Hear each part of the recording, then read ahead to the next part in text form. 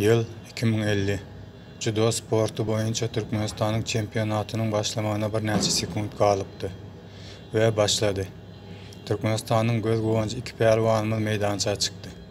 Dartınlı geçen yarışta üstün gelen pehlivanımız Gurvan, televidenyanın üstü bilen enatasına, trenerine, vatanına, vatandaşlarına eyyeti olan bayrağına münasip göründükleri için minnettarlık bildiriyordu.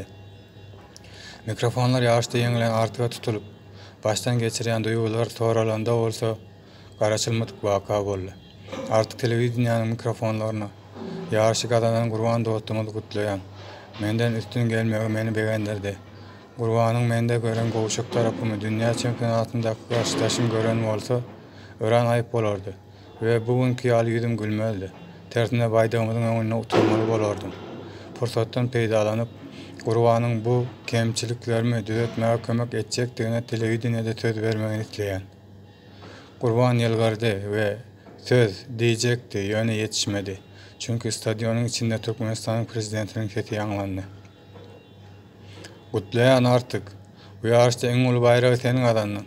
Türkmen halkının bir olan tilanşığının, hormatının yetilip bilinecek en yukarı dereceye yetendiğini bugün sen suud ettin.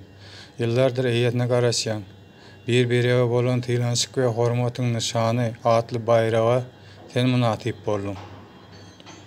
Prezidentin ol yer dediğin tomaşaçılar şol fırsat bilip kaldılar. Stadyonun içi çapak sesleri bilen doldu. Bayrak eyyetine kovuşuruldu. Ve bir neçe yıl bundan ozal, adalatsızlığın kurbanı olan Türkmenistan'ın judo çempiyonu Süleyman'ın baştan geçirenler yatlandı. Süleyman'ın hatırasına 1 minut sessizlik ilan edildi.